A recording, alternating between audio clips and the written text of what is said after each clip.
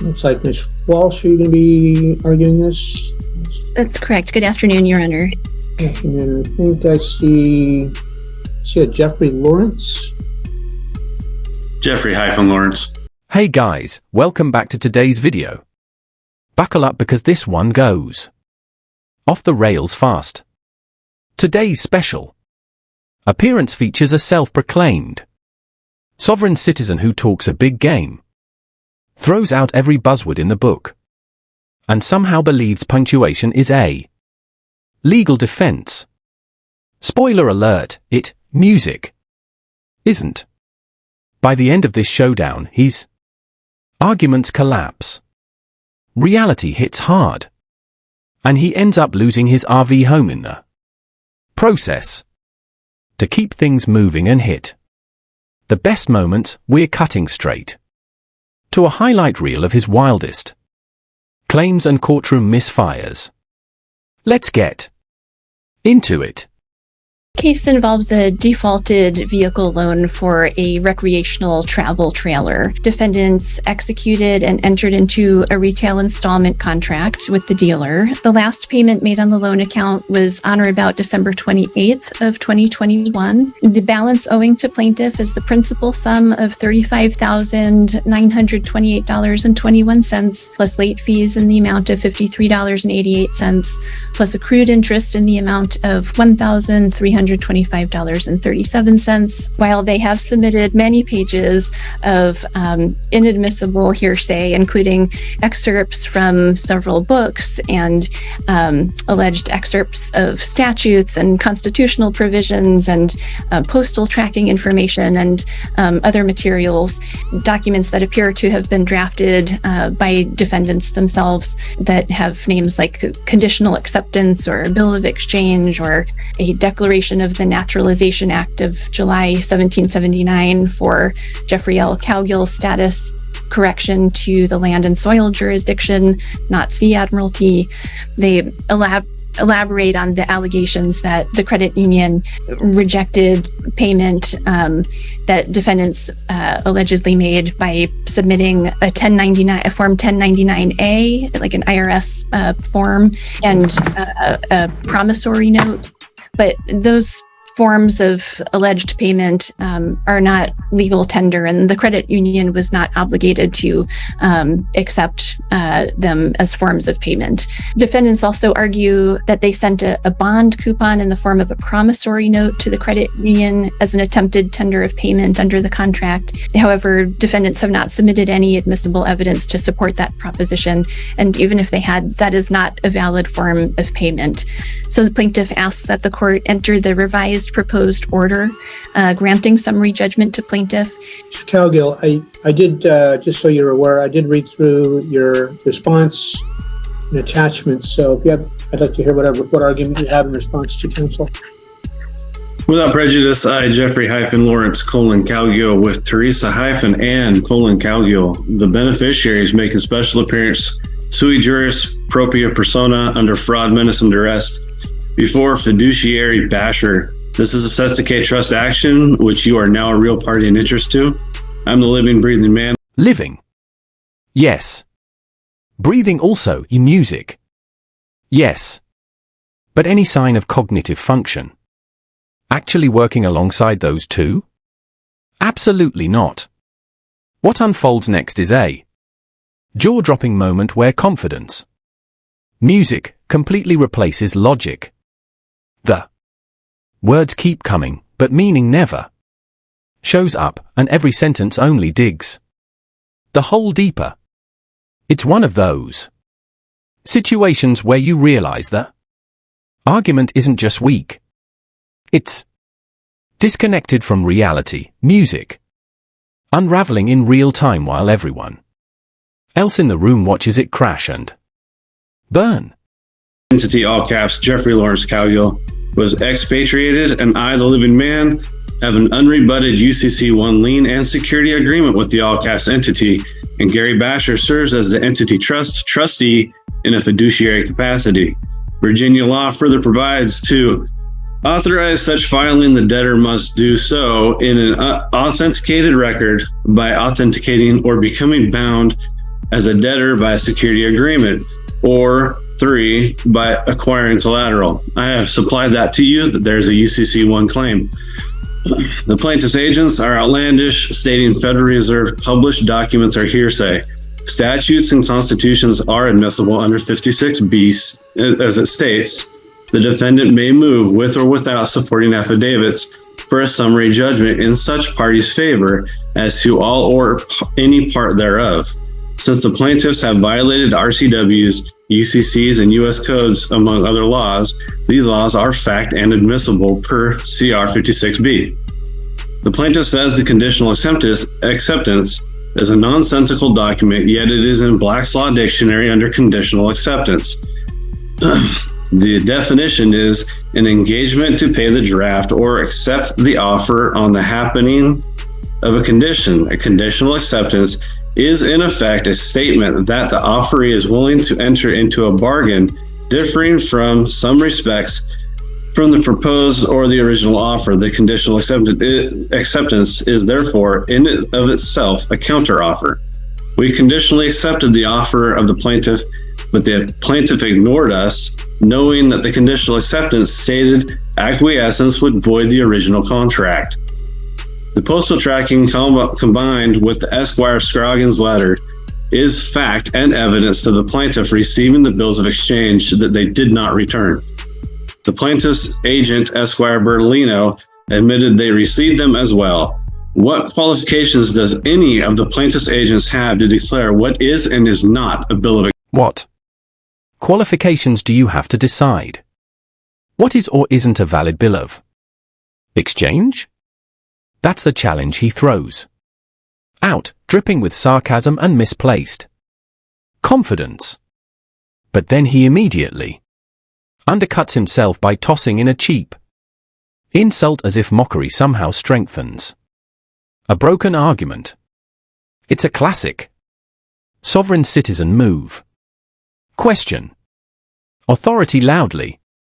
Substitute facts with attitude and hope the noise passes for substance. Instead, it just exposes how thin the position really is.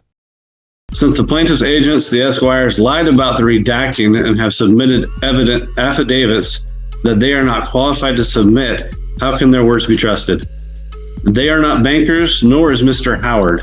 What is his qualifications to make such declarations? He looks at a piece of paper, the plaintiff's agents hand him, and he takes it as gold. I have people at work that know federal and state policies and procedures, but they're clueless as to what those policies and procedures are for. How can Mr. Howard be trusted acting as an entity's agent? No offense, lawyers lie all the time. Fact, Agent Howard produced a terrible photocopy that has a signature on it for the dealership that is not on our copy. Who signed the contract? Can the plaintiff's agents prove that an authorized representative for the dealership that is delegated by the plaintiff signed that contract? The plaintiff wants to rely solely on the contract, so let's talk about the contract. Who signed it for the dealership? Why hasn't the plaintiff gotten an affidavit from the dealership? Because they don't know who signed it. Washington rule does state that the photocopy can be used in the original's place unless there's genuine question of the original, and that alone poses a major question. Where is the original? Is the signature on the original more legible? Is there any other evidential factors on the original that can give us the answers to that truth? On the UCC, we did tender for payment bills of exchange, who the plaintiff's agents are not qualified to decide with their opinion what is and is not a bill of exchange. And as for where the bills of exchange are, ask the plaintiff. What did they do with them? They did not send them back. What did they do with them if not monetize them for? I don't know. Maybe they just threw them away, he shrugs before doubling down with a bizarre attempt at humor that lands with a thud.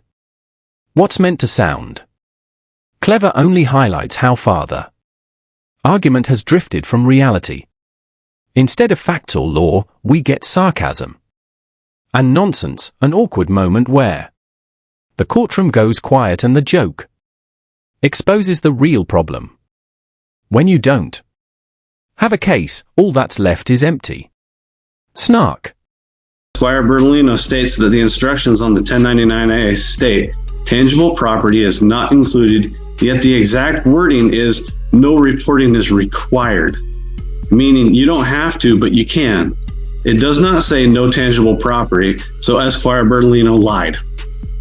The plaintiff has violated many UCCs, U.S. codes, not just 12 U.S.C. 5511B2, C codes and definitions on everything that the plaintiff has violated, and I have proven the facts. Why didn't the plaintiff return the documents they say are not those of exchange with an explanation or dishonor? Why wait and have Esquire type up some bunk letter and still not return those bills of exchange? When you're doing something and you find out that there's fraud or some shenanigans going on, you stop. That would explain why we made payments until we found out that there was fraud. Payments in fiat currency were being made until we discovered the truth and the plaintiff's agents violated laws and codes. All they had to do is return the bills of exchange with dishonor and or validate the debt or answer the conditional acceptance. Instead, they ignored us. No, you're not here by accident. You're here because you and the relative sitting next to you chose to enter a contract to buy an RV that was never fully paid for. You made payments for a while. Then reality took a turn when a few YouTube videos convinced you that paperwork filled with nonsense could magically erase debt. It can't. And now, instead of owning an RV, you're standing here dealing with the consequences of believing internet myths over actual law. That about sum it up. Federal Reserve publications like Hearing the Truth from the Horse's Mouth state exactly how banks operate. How is that not fact? The Federal Reserve dictates what the banks can and cannot do. I'd say their publications are not only admissible, but damning to the plaintiff's complaint. As the plaintiff, they have to prove their complaint, and not only are there holes in their contract theory because of the signature, but it begs the question, why are they dismissing the UCC, which all banks and courts are bound to? And why didn't they rebut the UCC one? And as for the Leach Act, I submitted the copy to the court from the plaintiffs behind a sealed financial record. There's no explanation for these agents or their office to be passing around sensitive information that the agents do not need. So they did violate the act. What is their confidential material protocol? Who has seen the documents and where is it stored? How was it sent to the plaintiff's agents? By mail, fax, email? So how can you tell me that it was secured when they didn't take the precaution when they send it to me in regular mail, not certified? The plaintiff never asked if they could share our personal information of that magnitude. This alone sets forth facts to either dismiss or send this complaint to trial, so the plaintiff's agents can be questioned. Put the qualified bankers on stand so we can find the truth. The plaintiff's esquires are not qualified to speak on the plaintiff's behalf. Mr. Howard is not a banker, so neither is he. I sent, and if you use it without prejudice, like I have, a 1099-A can be anything I want. I can write a bill of exchange on a blank piece of paper. It's what they do with it. They didn't send it back with dishonor. They didn't send it back at all. All they said is, well, now we're going to limit how you can and cannot pay. And so they violated the UCC. Are you sure? He fires back, refusing to let it go, doubling down with another insult, instead of a real response. At this point, the sarcasm is doing all the work, because the argument itself ran out of fuel a long time ago. With nothing left but cheap jabs and deflection, the moment fizzles out fast. And with that, the court has clearly heard enough. So, let's pivot back to the plaintiff's attorney and get this train back on the legal tracks. Thank you, Your Honor. The retail installment contract expressly provides that the borrower the borrower agrees to pay the amount financed and the finance charge in U.S. funds according to the payment schedule below, as explained on section 1 on the back. That's at Exhibit 1, page 2.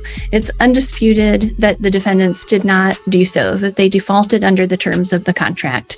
They don't dispute that they received the trailer. They don't dispute that they received this loan. They don't dispute that they made payments under this contract. They knew how to make payments under this contract. And they don't deny that they stopped making those monthly payments. There is no genuine issue of material fact that they entered into the contract, that they defaulted under the terms of the loan, and that they owe the amounts set forth in the Howard Declaration. It's, not appropriate for defendants to malign attorneys generally, or my colleague, Ms. Bertolino, in this court, with no evidence, no admissible evidence that would support any of the allegations that defendants have stated here today. There is no demonstration, no allegations, no demonstration of fraud by the credit union or by anyone. There is no, defendants just simply have not created a genuine issue of material fact regarding the credit union's claim for breach of contract or its entitlement to replevin in this case. And that is, those are the plain facts.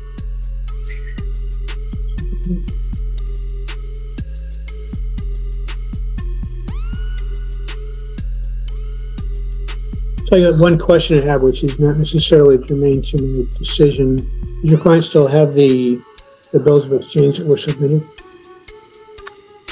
That I don't have an answer for you today. Your Honor, I've asked for them back and they just blatantly ignore me. All right. Well, when I look through this, there's a lot of interesting theories that are kind of flowing all through this. What it boils down to, from what I gather, and there seems to be undisputed, is you folks went in, you bought a trailer on time, agreeing to make payments of some amount, pay it off. At some point in time, there was an issue arose where you decided to do something different, and then no more payments were made. There were some submissions of bills of exchange as an attempt to make a payment, as well as a 1099 as an attempt to make a payment. I guess my answer to that is those probably would not be something you could walk into Safeway and buy a banana with, because it wouldn't be considered regular money for purposes of buying things in a retail store. Wait, are you seriously telling me I can't just walk into my bank and pay off my mortgage with a badly written letter signed all rights reserved and stamped in red ink like it's some kind of magic spell? That's the level of disbelief on display here. It's pure shock that fantasy doesn't override finance, that made-up rituals don't cancel real contracts. The frustration is loud, the logic is missing, and the moment perfectly captures the collision between internet mythology and how the real world actually works. Work in a UCC type thing or something like that. This is simply a consumer contract to buy a trailer and make payments on it. When you're all done, you get the title. The credit union, it appears, without any objection, has a security interest, which is indicated in the title as the legal owner.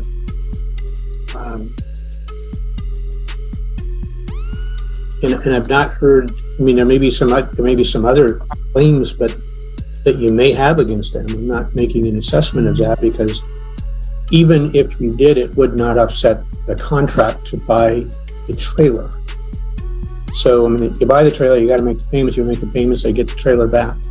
So I am going to grant the motion for summary judgment. In doing so, I want to just give you some guidance, sir. What will ultimately happen is they get the trailer back and then they sell the trailer to somebody else. They apply the funds they get from that against the bill that's still owing. So the more money they get out of that trailer, the less money you end up having a judgment for. Does that make sense? So it's in your best interest not to do anything to the trailer. It's probably in your best interest to hook it up and drive it down to the credit union, because that would save some costs. Oh yeah, I don't have a truck to do that, so they can come get it. Oh, okay. I'm just trying to point out it's. And so my copy of the contract not having a signature from the dealership doesn't matter. It really doesn't. And you being the trustee in this case doesn't. Hold on. Are you actually claiming that the judge handling your case is now the trustee of your estate because you appointed him that way? I mean, credit for creativity, I guess. If simply declaring it could force a conflict of interest, that would be one wild legal loophole. But here's the problem. That's pure fantasy.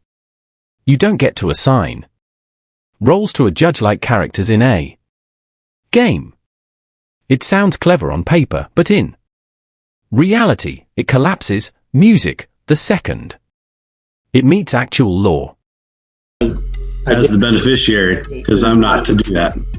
Okay, I'm not able to accept that as a Superior Court judge. So what about them just putting out our social security numbers without our say so? Like, they could have completely ruined our credit. Someone could have those numbers and be doing damage to us right now. Well, if those were passed to the attorneys as part of the collection, then that would be something that would be allowed.